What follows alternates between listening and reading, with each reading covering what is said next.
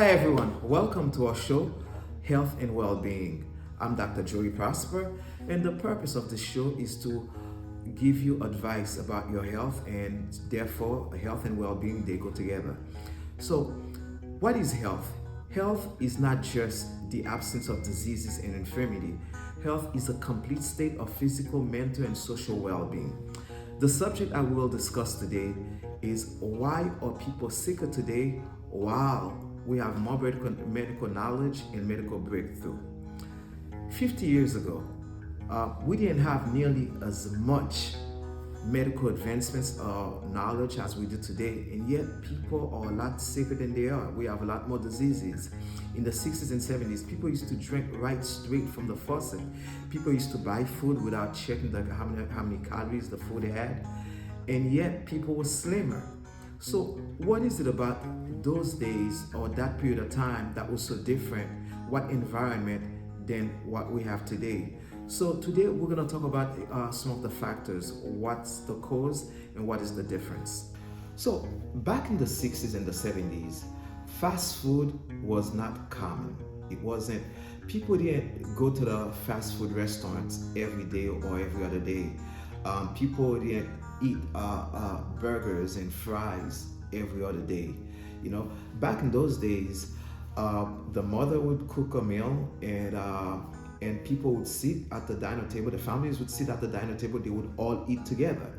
Back then, there weren't video games. You know, the children, when they were not doing their homework, they were usually out in the street playing. That means that they were doing physical activities. Whereas today, when the kids are not doing their homework, they're usually at home playing video games and eating while playing video games. And also, people didn't used to take their car everywhere. If somebody had to go around the corner, they wouldn't use their car. They would just walk around the corner. You know, one of the most obvious things that we can notice between the 60s and the 70s and today is obesity. So, 50 years ago, we only had 1.5 million Americans who suffered from type 2 diabetes. And obesity also is related, there's a relationship between obesity and type 2 diabetes. So the more obese you have a population, the more people you're gonna have with type 2 diabetes. So back then, we only had 1.5 million people who suffered or who were diagnosed with type 2 diabetes. Today, we have 30 million Americans who suffer from diabetes. So let's ask ourselves, can the way we eat have changed so much? Well, it has.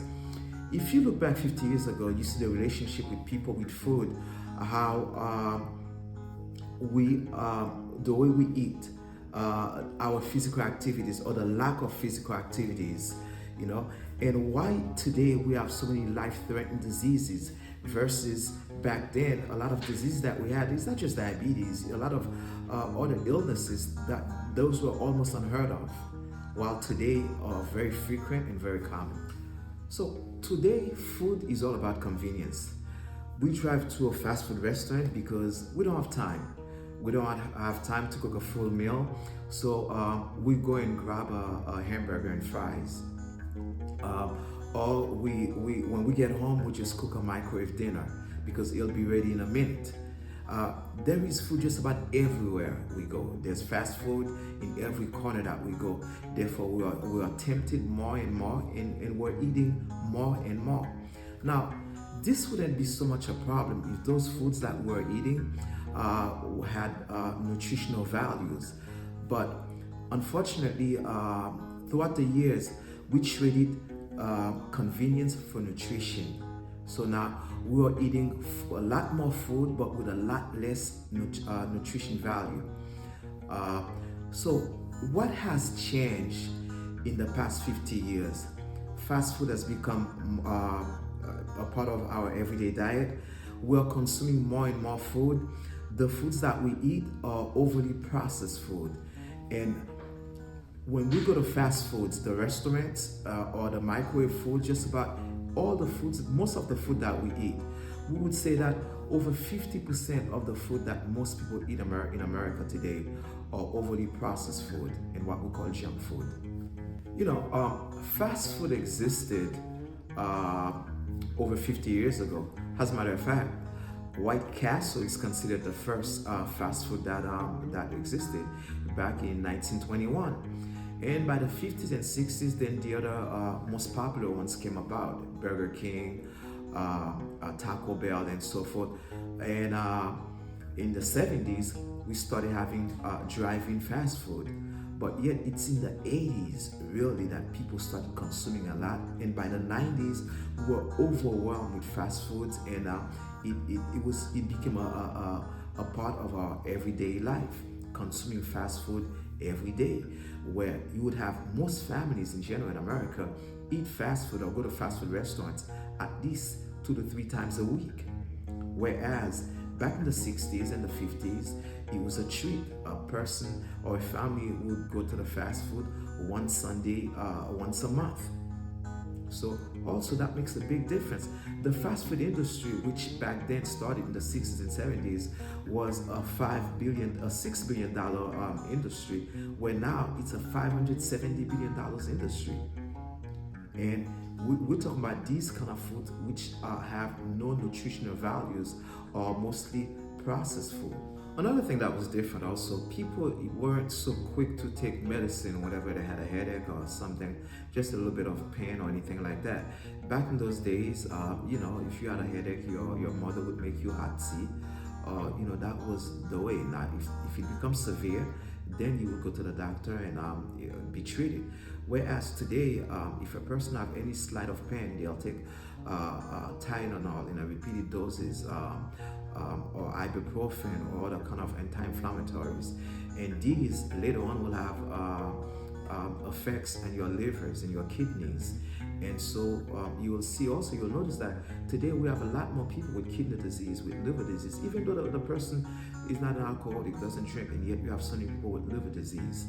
So also, when regular fat like corn, soybeans, palm oil is combined with hydrogen, and that turns into solid fat, it becomes this kind of anti-nutrition food that becomes very bad for your health. Because what it does is that these kind of food, they raise your bad LDL cholesterol while they lower down your good HDL cholesterol.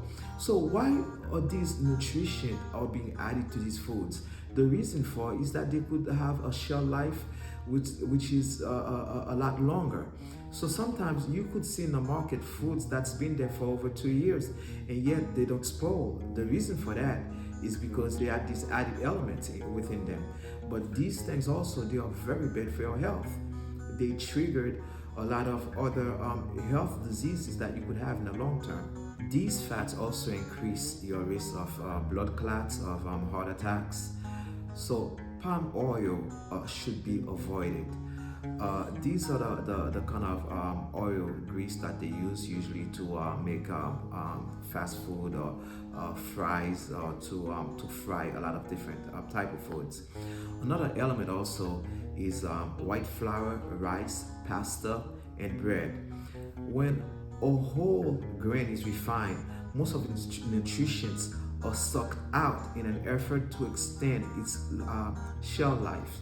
So what they do, because they do that, also these grains, they no longer have the vitamins that they should have, they no longer have the minerals they should have, nor do they have the fibers that they should have, which is one of the reasons a lot of this, because they are processed, they lack the nutritional values. Heavily processed food often includes unhealthy levels of added sugar, sodium, and fat.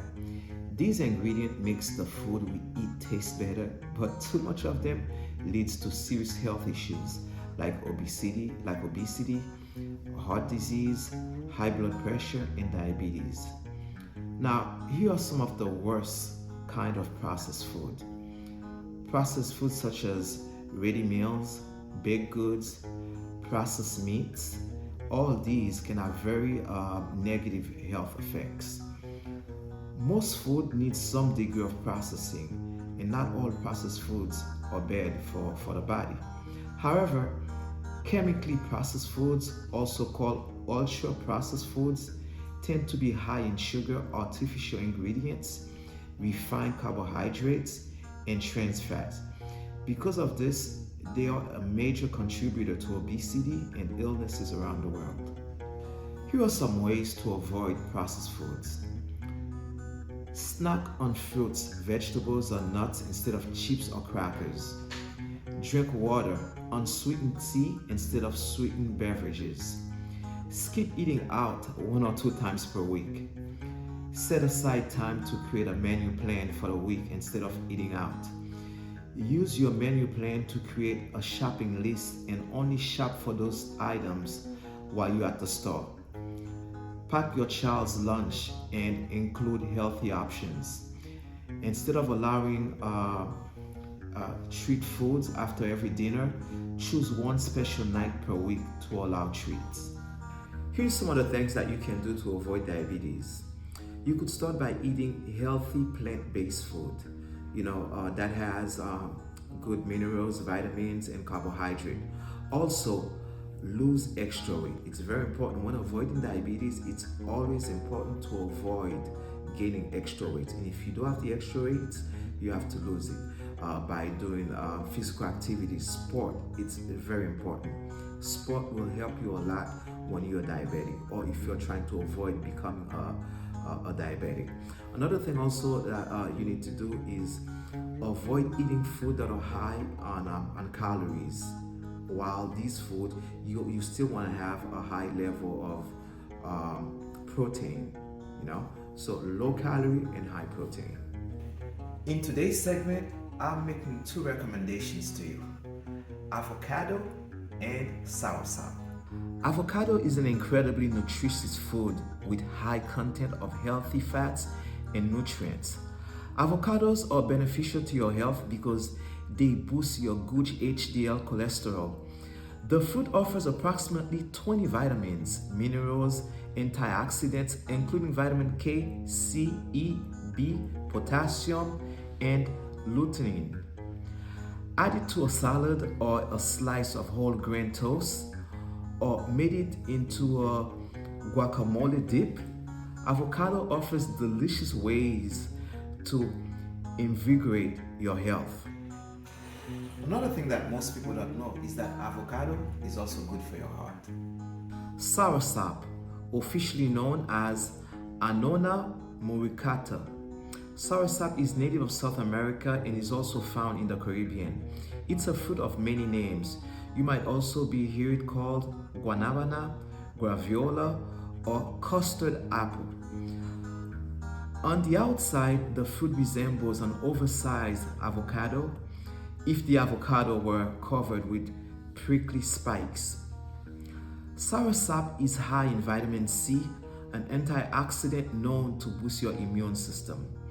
The vitamin strengthens your immune system, improving its ability to defend against pathogens. It also promotes the destruction of free radicals, which can help to protect your skins and cells from environmental oxidative damage.